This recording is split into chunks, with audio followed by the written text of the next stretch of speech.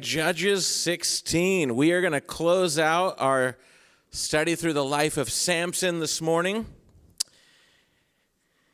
And I'll tell you what, I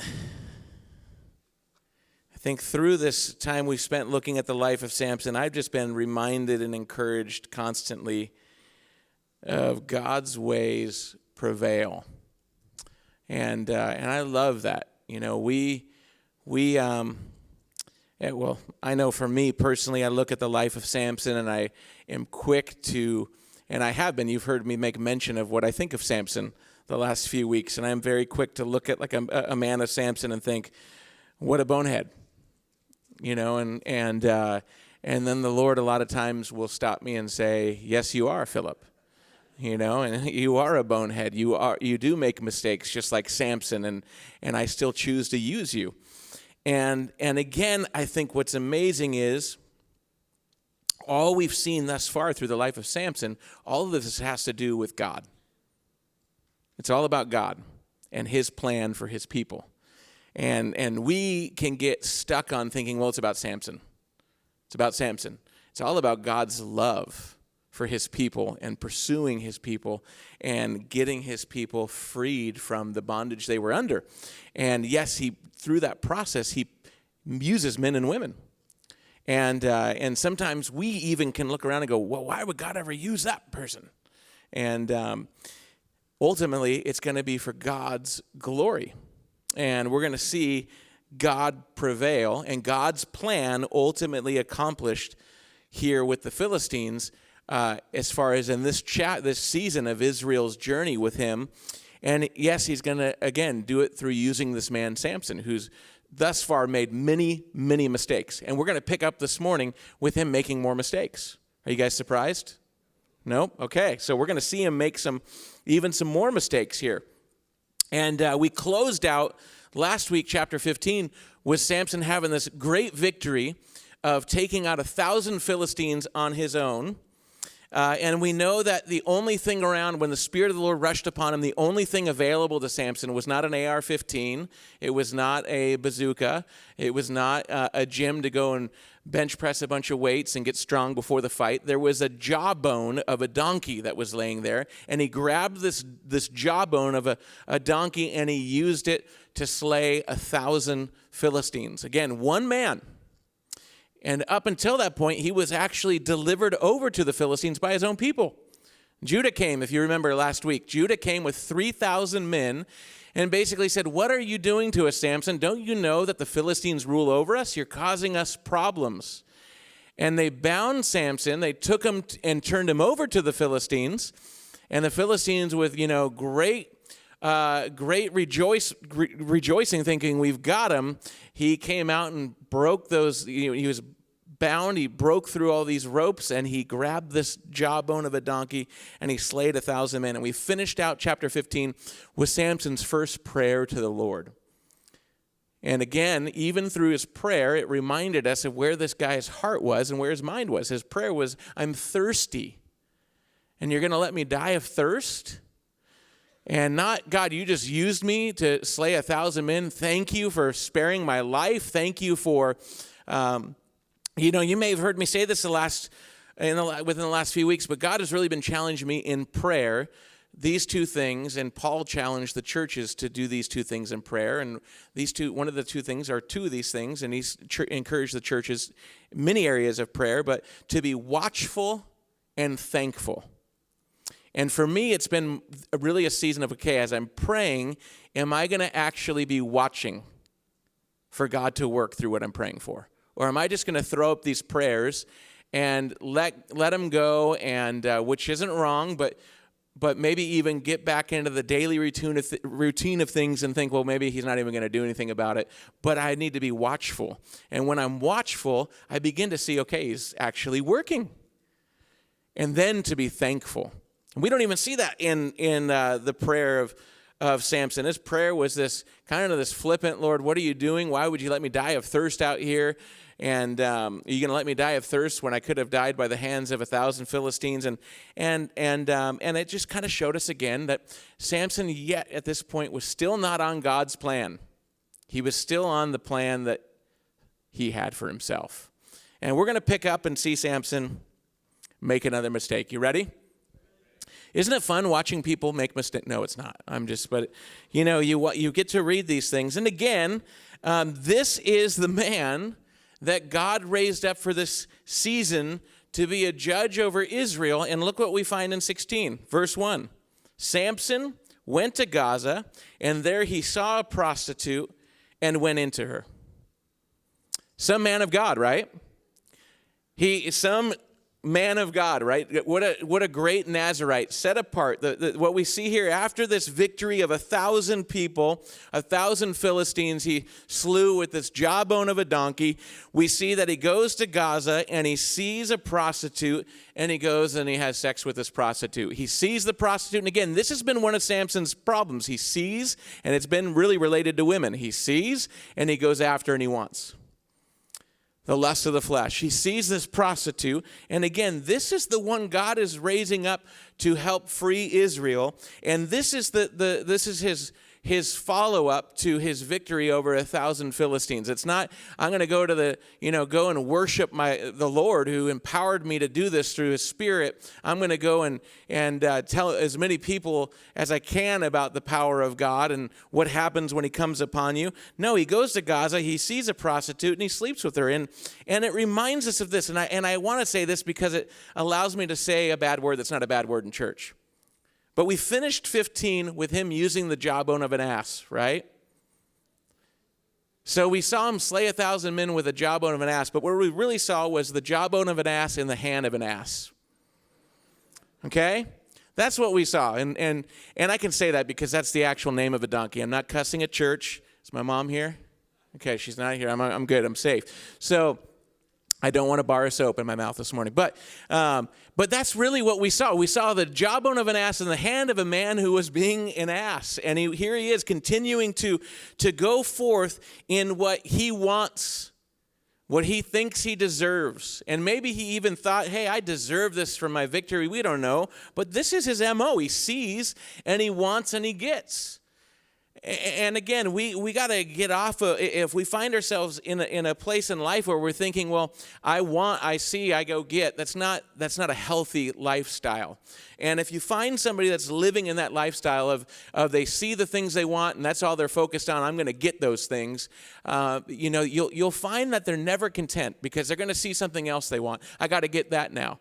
And whatever it may be. It may be, I got to get this deal. And then once I get this deal, then I'm going to get this car because I deserve this car. But that car is not going to be good enough. So now I got to get this car.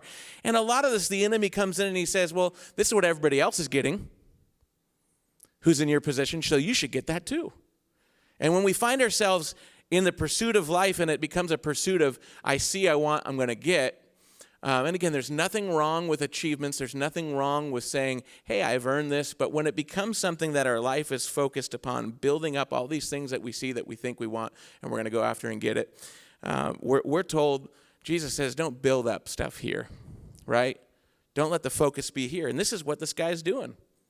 And he went into her, and the Gazites were told, Samson has come here, in verse 2, and they surrounded the place and set an ambush for him all night at the gate of the city. And they kept quiet all night, saying, let us wait till the light of the morning, then we will kill him. So they know Samson has arrived. They know Samson is with this prostitute. And the men of this town, they have set themselves up, waiting through the night.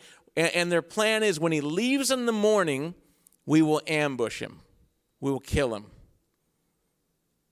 And then it says in verse 3, Samson lay till midnight, and at midnight he arose and took hold of the doors of the gate of the city and the two posts, and he pulled them up, bar and all, and put them on his shoulders and carried them to the top of the hill that is in front of Hebron. So I want you to picture what just happened. We can read through these things kind of quickly, but here Samson is getting ready to leave. He knows he's been locked in. These men not only were waiting in ambush, but they locked the city. Now, this is what would have been the norm in these cities. They had gates, they had walls. Now, some cities that didn't have walls, and we know this to be the case with some parts of Jericho, where they didn't have walls, they would build houses on the perimeter, and the houses were actually the walls of the city. People would live in these homes, but those homes would be set up around the perimeter of the city, and they would be part of their security, their wall. But this city had a gate. And these men not only were waiting, but they had locked him in. There was no way of escape. They locked the gates, and it would be common at night to lock the gates to the city. Once you're in, you're in. There's no going in and out. And these guys, their plan is they were going to wait through the night thinking Samson's going to come out. We're going to catch him in the morning on his way out. He's going to be trapped. He's not going to be able to get through the gate.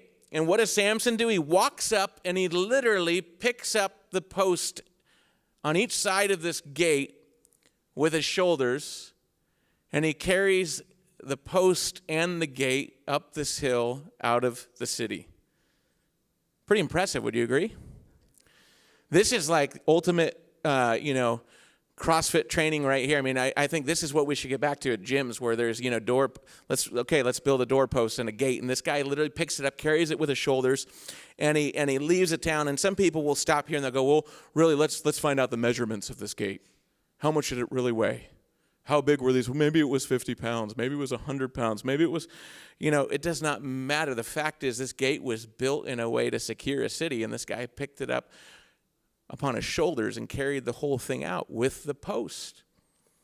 And again, the Lord, even in the midst of him going and seeing a prostitute and going into her, God's still his grace. This is pretty amazing. God's grace. Did Samson deserve to be able to escape? I don't think so. And God's grace gives us what we don't deserve, and his mercy spares us from what we do deserve. And God's grace is still upon this man because God is going to, again, ultimately accomplish his plan. Not Samson's plan, his plan. And God isn't using Samson because of his sin. He's using Samson even in spite of his sin. God's still saying, I'm going to use you, even though you're not focused on me, even though you're not living fully for me and in your call and set apart. God is going to still use Samson even in spite of his sin. God's going to still use this man to accomplish his will. And then Samson, right after this, he's out of the city. And again, we don't see him stopping and saying, whew, that was close, God. Thank you again for giving me the strength to get out of here, get away from those men. What do we see next? Look at verse 4. After this, he loved a woman. Now, we might be excited for this when we hear somebody loves a woman. But for Samson, I think it's safe to say when we see Samson loved a woman, we can say, stop, Samson. Nope. Excuse me. You do not need another woman, my friend. He loved a woman in the valley of Sorek, whose name was Delilah. Okay, everybody with me say Delilah. It's a pretty name, right? I would agree. It's a pretty name. We're not going to see that she's a very pretty lady in her heart. We're going to see that she's, got a pretty bad heart. And Samson, again, sees another woman that this time it's a little different than the prostitute he sees because we see that he loves this woman. Now, we need to be reminded, chapter 14, Samson loved another woman. He saw her. And with that woman, the Timnite woman, he said, Mom, Dad, I want her. Go get her for me. And we saw that whole marriage take place that was just insane. And now, we know that wife was killed by her own, the Philistines. And now Samson sees this woman, Delilah, that he loves. And the lords of the Philistines, and here's the thing, the enemy, the devil, we got to remember he knows, what does he know about us? I think one of the greatest things he knows about us is our weaknesses. What was Samson's greatest weakness thus far that we've seen? Women, right? And here what we see Samson loves a woman, and then we see right after that, and the lords of the Philistines came up. Oh, Samson and another woman. We're going to get him. And we're going to see something very familiar here with this relationship. It says the lords of the Philistines in verse 5 came up to her and said to her, seduce him and see where his great strength lies, and by what means we may overpower him, that we may bind him to humble him.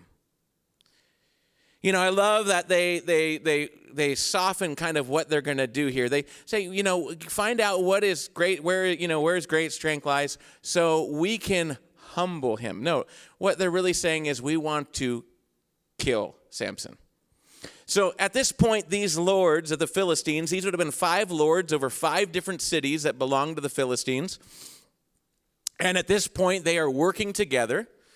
And their common thing is not only are they Philistines, but their commonality is that Samson is a problem for all of them.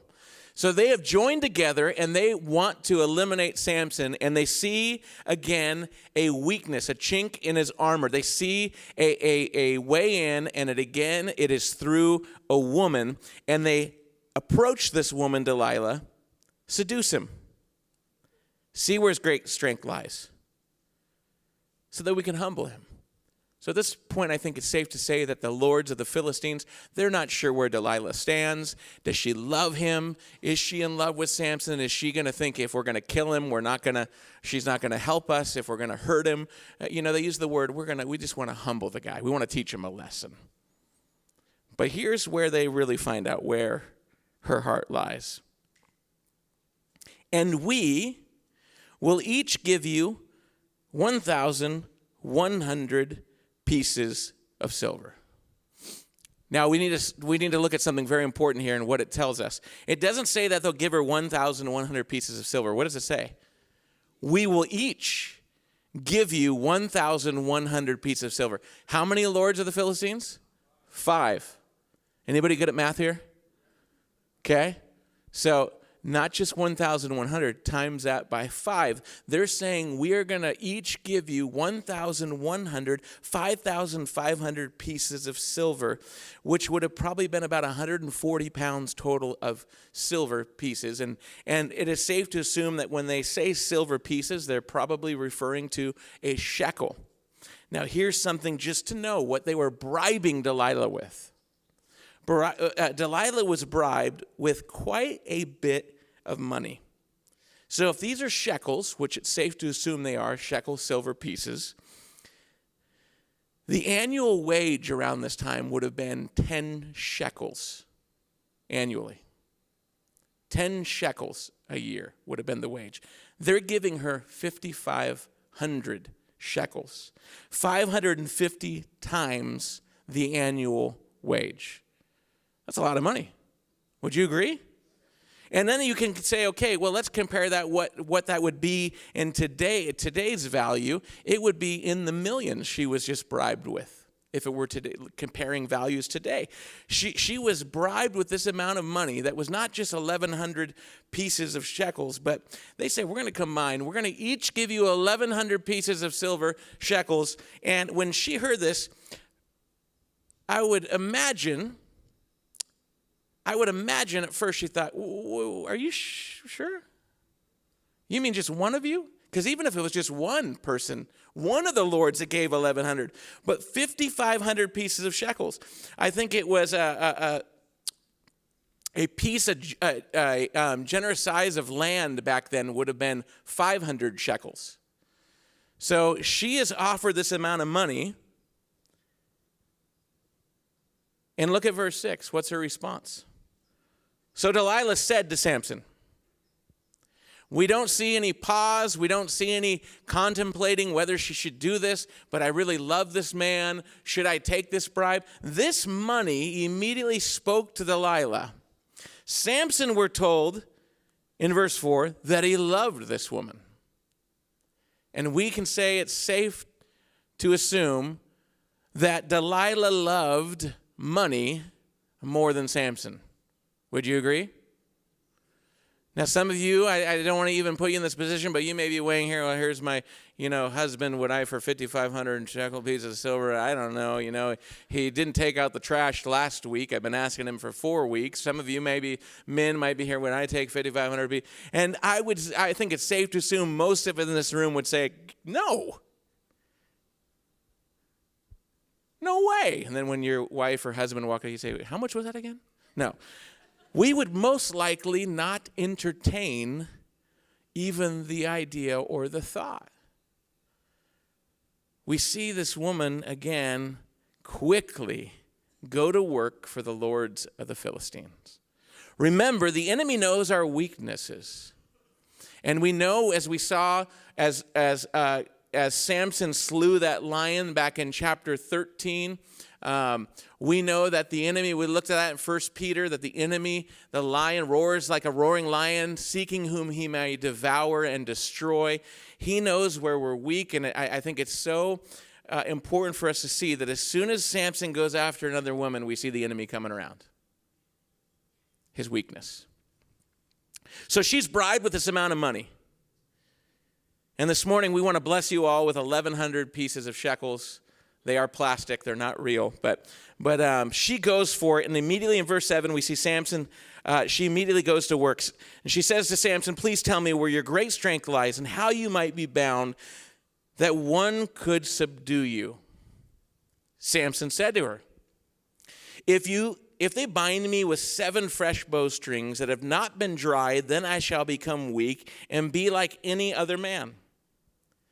Then the lords of the Philistines brought up to her 7 fresh bowstrings that had not been dried, and she bound him with them. Verse 9, now she had been lying in ambush in the inner chamber, and she said to him, the Philistines are upon you, Samson. But he snapped the bowstrings as a thread of flax snaps when it touches the fire. So the secret of his strength was not known.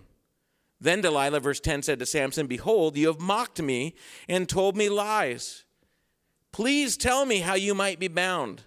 And he said to her, if they bind me with new ropes that have not been used, then I shall become weak and be like any other man.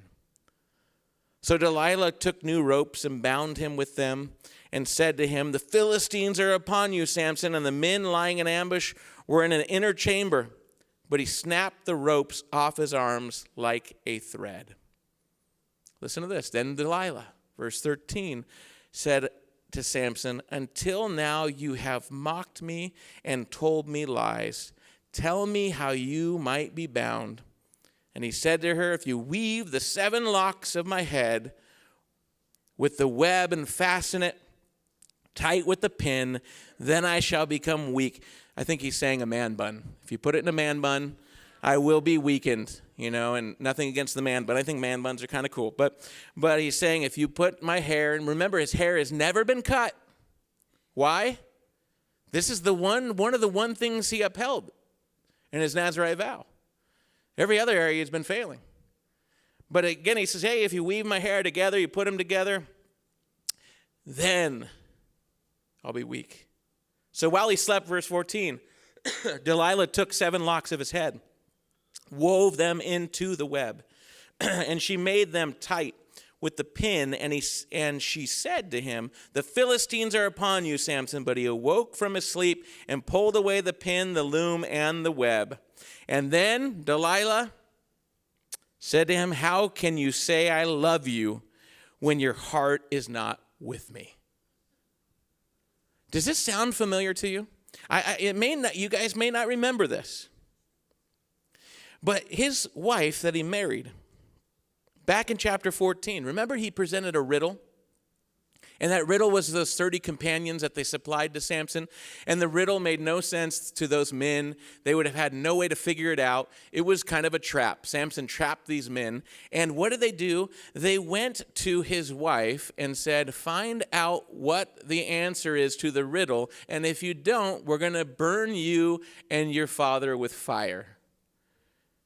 And we saw in chapter 14. In fact, let's turn back there to chapter 14. Let's turn back to chapter 14. Because this is important for us to see. Samson is going through the exact same thing he went through with this Timnite woman he married. A woman is being used to try to get him to give an answer that they want. And in chapter 14, we're going to look at we'll pick up in verse 15. Chapter 14, verse 15. Let me know if you guys are there. Okay. It says, on the 4th day, they said to Samson's wife, entice your husband to tell us what the riddle is, lest we burn you and your father's house with fire. Have you invited us here to impoverish us? Remember, Samson said, listen, whoever gets the riddle gets 30 garments, and if you don't get the riddle, I get 30 garments. And Samson's wife, verse 16 of chapter 14, wept over him and said, "You only hate me. You do not love me." Does this sound familiar to what just Delilah said? You do not love me. You have put a riddle to my people, and you have not told me what it is. And he said to her, "Behold, I have not told my father nor my mother, and shall I tell you?" Now there's a problem right there. Now I get what Samson's saying. I haven't even told my own father and mother. But this right here shows us there's already a problem in the marriage. Genesis tells us that when a man leaves his father and mother and cleaves unto his wife, they shall become one flesh. And I believe that there are things that you can share with your spouse that you would not even share with your mother and father. You're one. There shouldn't be anything hidden. And Samson says, "Well, I haven't even told my father and mother. I'm not going to tell you. I would never tell you if I haven't told them." But what he's saying here is, why are you mad at me? No one else knows. I'm not lying to you. I'm not hiding anything from you because I haven't told anybody else. But the same verbiage here, you only hate me. You don't love me. And she wept before him, verse 17, the 7 days that their feast lasted. And on the seventh day he told her because she pressed him hard. This is like verbatim exactly what happened to Samson. And now back in verse 16 of chapter 16, Delilah's doing the exact same thing. 15, she said, "How can you say I love you?" They both laid this amazing guilt trip upon Samson. But the key word is here, they both, in verse 16 of chapter 16, Delilah, it says, and when she pressed him hard, and we saw that with the Timnite woman, she pressed him hard. She wept for 7 days, and Samson finally gave in. And look what happens here. Well, first, let me ask you this question. Do you think at any time, as Samson's hearing Delilah, "Well, tell me where your strength lies," and he's going through and telling her, "Well, it lies here. If you do this, you get these bowstrings that haven't been dried, and then that didn't work." She then asks again, "Well, if you get brand new strings," I mean, just how ridiculous does this whole thing sound? "Well, the problem is that I lied, you need brand new strings. You got to go down to Home Depot, Ace Hardware, you got to get brand new that could never been used before. Then you'll use those. That doesn't work." Then she asks again, she's still pressing him, "Well, if you weave my 7 locks of hair together and put them into a man bun, then I'll be weakened." And then she responds with, "How could you even say you love me when you've lied to me?" And same thing, you've mocked me. The Timnite woman, you've mocked me in front of my people. And she pressed him. I just wonder, at any moment, do you think Samson stopped and thought, wait a second. Isn't this what my last woman did to me? That didn't end up very well, did it? Didn't my wife press me like this before for the answer to that riddle? And here Delilah is pressing me for this answer. And now she's saying almost the same thing the Timnite woman said to me. At any point did it register with him? Gosh, at any point did he say the words, "This is deja vu"? Has this happened before? This sounds so familiar. Wait a second, Delilah, or are you the Timnite woman? And I would have to say that if he had any type of brain, it would have had to register that this sounds very similar to what I went through with the last woman. So if he didn't ever have that thought, if it never crossed his mind that this sounds very familiar, I'm just going to say it. I would say, Samson, you're a pretty dumb guy.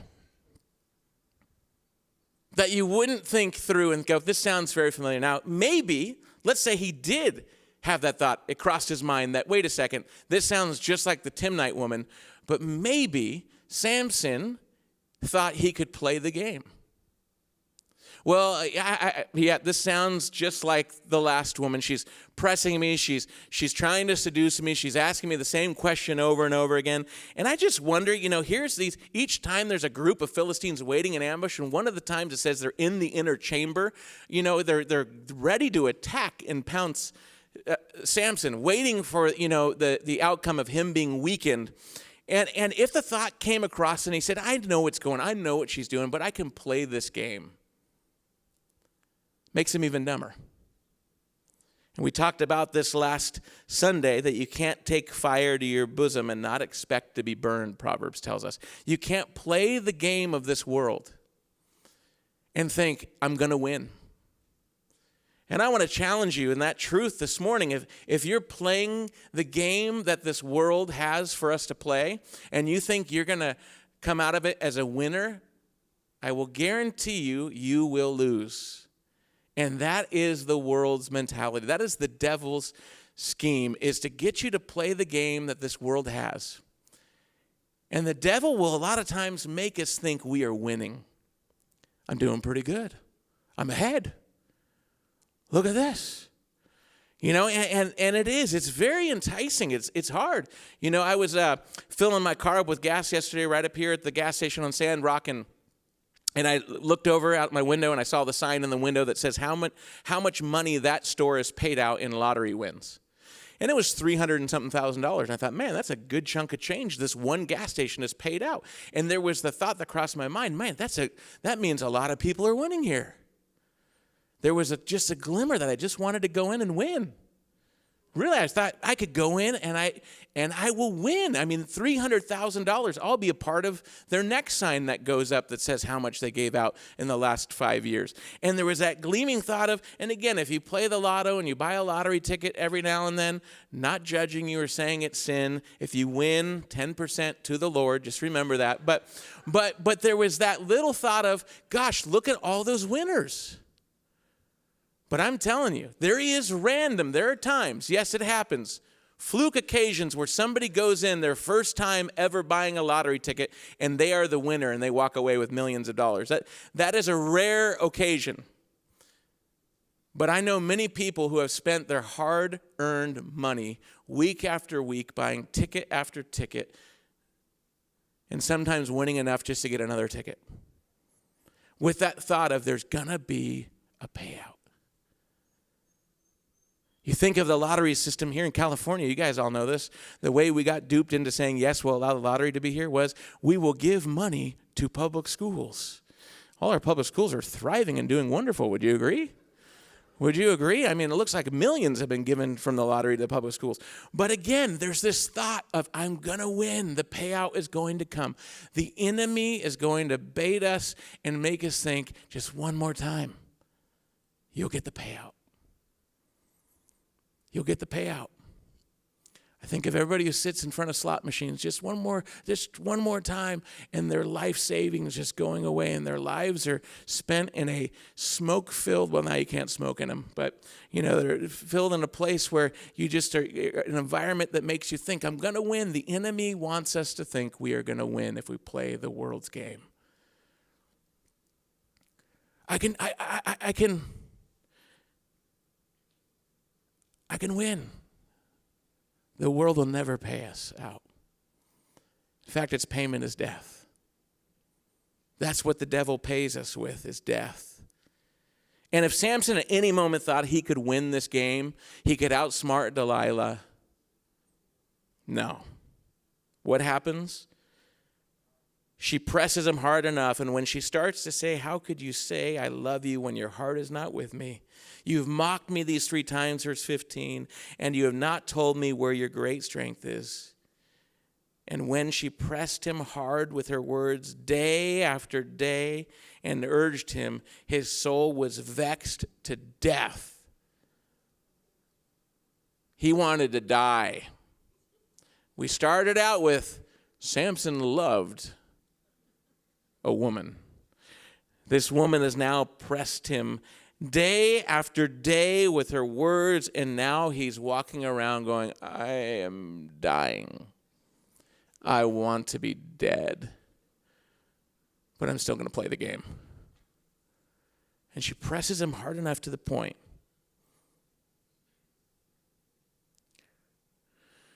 where it says in verse 17, and he told her all his heart. He told her all his heart.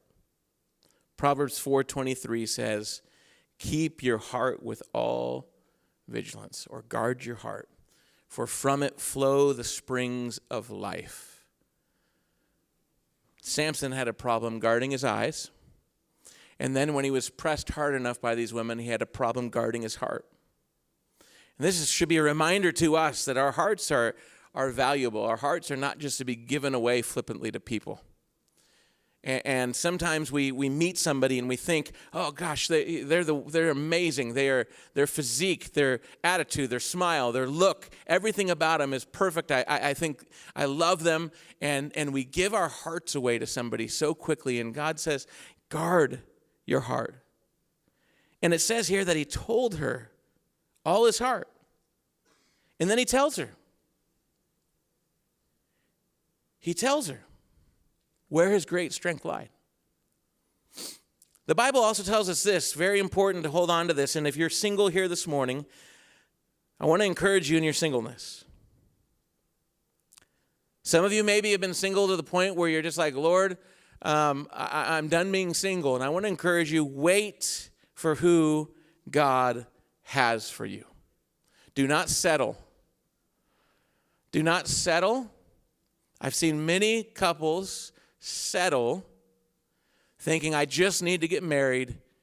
It's been too long, and they settle. They settle for what is not God's best. And they find themselves in a lot of anguish. And if I can, and some of you may hear this and you'd say, I'm never going to go to him for premarital counseling. But if there's a couple that comes into our offices, and guess what? We don't even have offices anymore. But if they come in and I'm meeting with them at the park or on the corner or wherever we're at, and they're wanting to get married, and there's anything I see, and the Lord says, they need to slow down. I've had couples come in before, and there's nothing wrong with age difference. I know many thriving marriages where couples are older, one's younger. Again, Bethany is older than I am. Yeah, she is older than I am by 7 years. I have a good friend who's his wife. He is 21 years older than his wife. So he is now, with his walker, and she's in his 40s. She's in her 40s. And they're doing great because it was what God wanted for them. God's best is what we want. And I would say that Delilah was not God's best for Samson. I would say the Timnite woman was not God's best for Samson. And when we settle for what is not God's best, we find ourselves in big trouble. The Bible tells us another thing that's very important for us to hold on to. The Bible tells us in 2 Corinthians chapter 6, it says we're not to be unequally yoked. And I think that's in many areas of our lives. But I think especially when we start to date, when we start to get into a relationship with somebody, if we are a believer and follower of Jesus, why would we ever date someone who is not? Makes no sense. See, what happens is when we marry somebody that's God's best for us, you then have somebody who sees who God is and sees God in you, and then they encourage you to be the best for God. When they're the best that God has for you, they're going to encourage you to be the best you can be for God. They're going to look at your calling, they're going to look at your purpose, and they're going to be an encourager in that. They're going to see it, and they're going to say, I see God's calling, I see God's purpose. Now here, we know Samson was called from his mother's womb, and he's got women that are completely oblivious to his call. He's got women in his life that don't acknowledge that he's to be set apart, that he is a Nazirite. We don't see Delilah coming along and saying, oh, you are set apart. God has chosen you to deliver Israel. Walk in that calling, and I'm going to do whatever I can to lift your arms up, to support you and pray for you and encourage you in who God has made you to be. If at any moment we find ourselves in relationships and that person is causing us to grow farther away from the Lord and not closer, got to stop and say, am I unequally yoked? And it'll amaze me when a lot of Christians call it missionary dating. Well, in missionary dating, I'm going to get them saved. That's great. Don't start dating them. Get them saved. Then you can focus on maybe dating them. Well, I'm going to date them to get them to church. And then, and I've seen things like that fall apart too. We want to be, and I'm not saying that you're not to hang out with people that don't know Jesus. We're to be light in the world. But if we're going to yoke ourselves with somebody, I think it's very important that they're following Jesus. And they're going to be someone who's going to point us back to him, not pull us away from him, not press us to do what God would not want us to do. So, we've said this before. Ladies, don't go after a Samson. Men, are you here this morning? Single men, if you're here, do not go after a Delilah. Her name may sound pretty, but when the money's presented, she will go after it and not support you in who you're to be. Men, you want a woman that is going to point you back to God's calling in your life. And women, you want a man who's going to stand for God and not waver. You want a man that won't be pressed and collapse under that pressure. You want a man that'll say, nope, this is who I am. This is who God's made me to be. And I'm going to walk in it. She presses him and he caves in. And we're going to close out, and he says to her in verse 17, a razor has never come upon my head, for I have been a Nazirite to God from my mother's womb. If my head is shaved, then my strength will leave me, and I shall become weak and be like any other man. I shall become weak and be like any other man. And I want to encourage you, all of us this morning, that we should not be men. Don't be like any other man. Be a man of God. Do not be like any other man. Be set apart and be a man of God.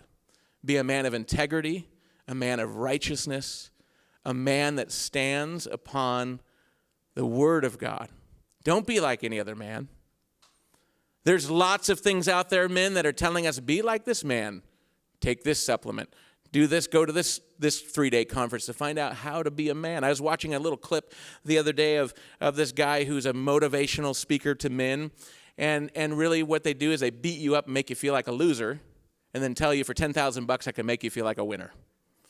Again, you play the world's game, and the guy pulls him up, and again, this guy, some of you may have seen him, and this guy wears the shortest shorts I've ever seen. That's problem number one, numero uno. You know, and his thighs, he looks like he could be Samson. His thighs look like they're going to rip out of his zookeeper shorts. But he brings this guy up from the crowd, and the first thing he says to this guy, I felt so bad for him, he said, take your shirt off. And the guy's like, starts to back away. Do it now. Take your shirt off. And this guy, I want to tell you, I resonated with this man, and I just thought, you have the best dad bod I've ever seen. It's gorgeous. You know, he takes his shirt off, and he's standing there, and you can tell he just feels horrible, and he's in front of all these people. Is this what your kid should see? Your kid should see a hero. You're not a hero. But if you follow my steps, I will make you a hero. I signed up right there. I mean, it was amazing.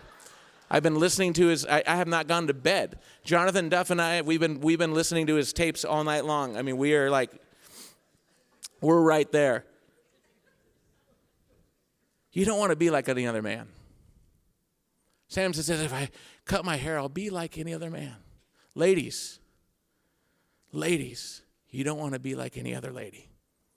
You want to be a woman of God. Set apart. Living for him. We don't want to be like any other man or woman. We want to be a man of God. And ladies, you want to be a woman of God. We don't want to be like anybody else. We want to be set apart. Samson says, if you cut my hair, I'll be like any other man. And here's what she does. Delilah saw, verse 18, that he told her all his heart. She sent and called the lords of the Philistines, saying, come up again. You know, there was not even a moment of, oh gosh, he actually told me the truth. Maybe I made a mistake. He poured his heart out to me. He pours his heart out to her. Then she crushes it for 5,500 pieces of silver. She says again in verse 18, she calls the Lord of the Philistines, saying, come up again, for he has told me all his heart. Then the lords of the Philistines came up to her and brought the money in their hands, and she made him sleep on her knees, and she called a man and had him shave off the 7 locks of his head. Now, we obviously know that Samson is a deep sleeper. If the guy can have some guy come in and cut his hair while he's asleep, I mean, I probably could experience the same thing if some guy came in, I don't know. But the guy, he's sleeping, and the guy comes in and cuts off his hair. She didn't even cut his hair off. She has a guy come in and cut his hair off. All these people can't even do their own dirty work. Well, I'm going to have you do it. And that's exactly, too, how the enemy works. I'm going to get you caught up in this. I'm going to get you to do my dirty work to get them to fall, so they fall. And then that person will get that person to fall. And this is a vicious cycle. Here's 5,500 shekels. You get him to tell you, and then here she is calling up a barber. You cut his hair. Then in verse 20, she said, the Philistines are upon you, Samson. And he awoke from his sleep. And we're going to finish this out real quick. He woke from his sleep and said, I will go out as other times and shake myself free.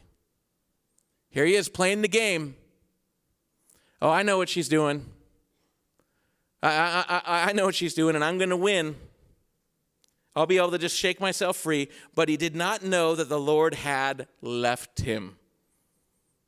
And the Philistines seized him and gouged out his eyes and brought him down to Gaza and bound him with bronze shackles.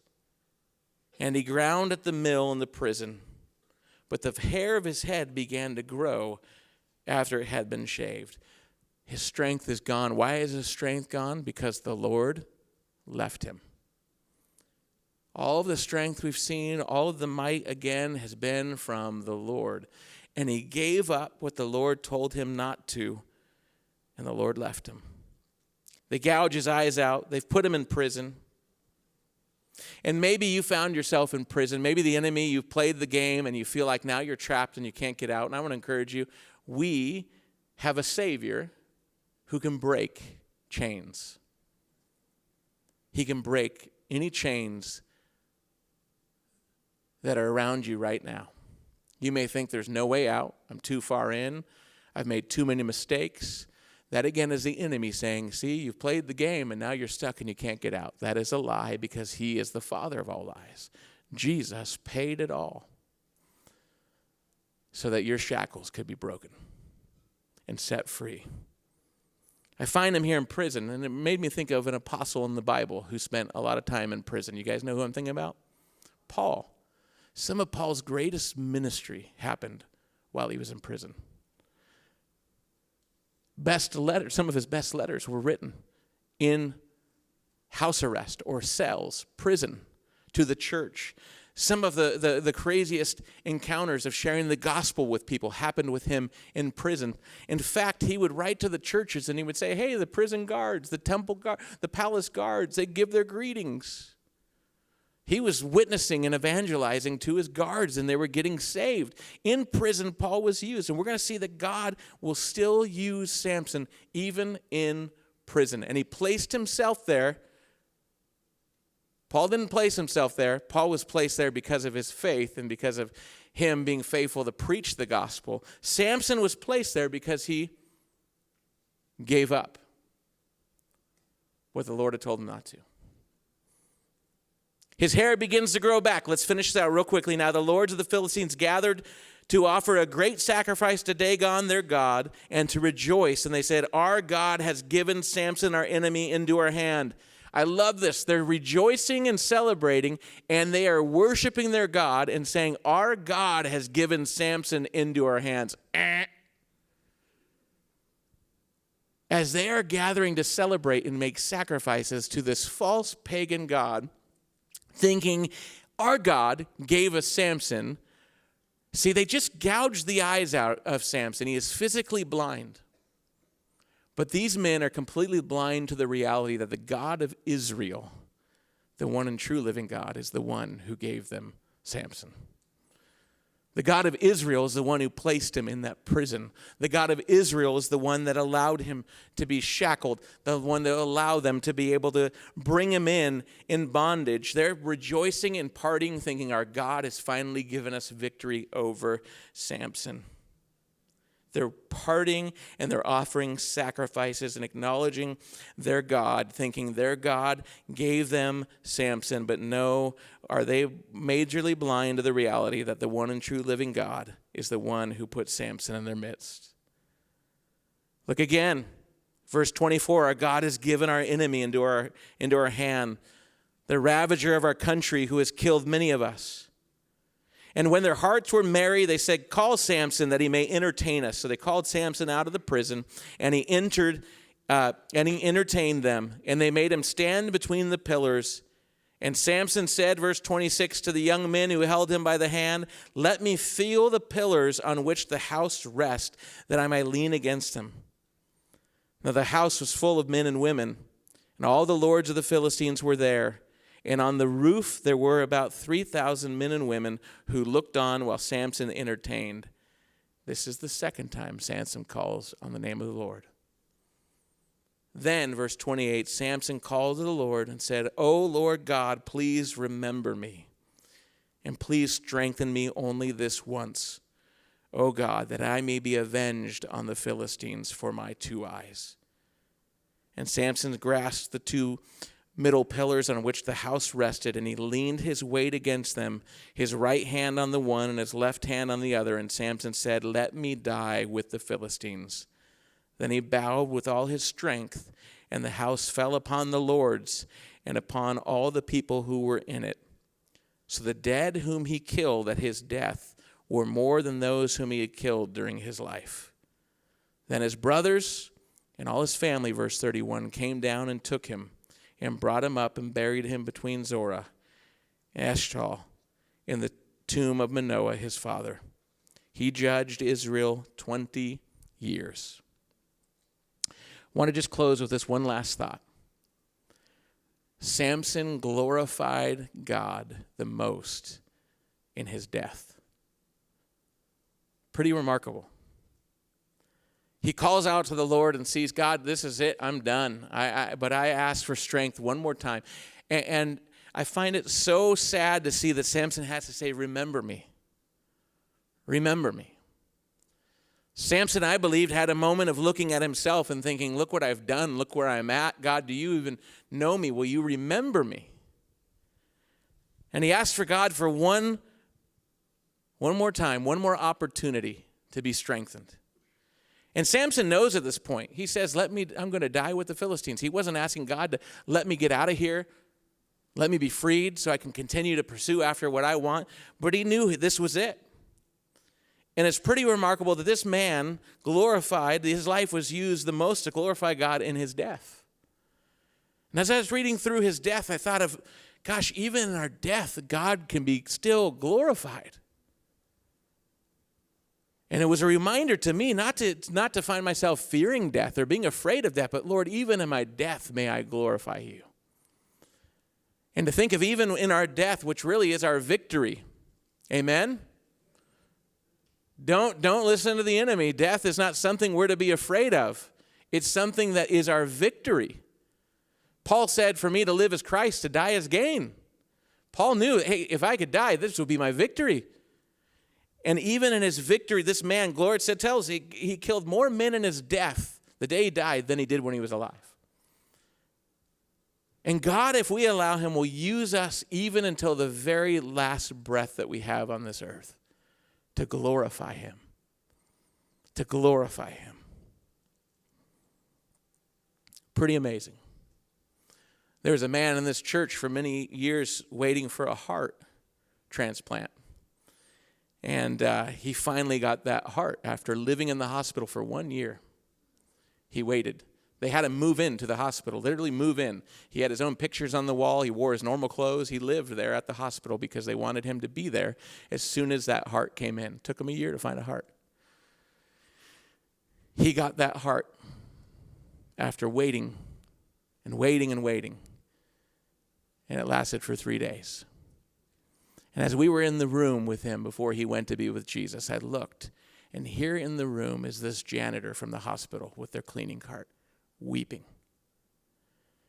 And I realized this man for a year has been ministering to every person that works on his floor. And then my first thought was, what are they doing in here? They need to get out of here. This is for the family. And I realized God had used him until the very last breath to glorify him. And here's all these people impacted by him just living and waiting for Jesus to do what he was going to do. I walked out of that hospital that day thinking, God, why would you ever do that? Why would you make a man wait and then get his hopes up and then have it not work? And again, sometimes I don't understand God. Sometimes I don't understand what he's doing. And the enemy in those moments will want us to say, see, you can't trust this. But when you see what God does, even until the last breath of somebody's life, you begin to say, okay, God, I see what you're doing. Samson glorified God the most in his death. He screwed up all the way till the point of his death. And before he died, he knew, Lord, one more time, please, use me.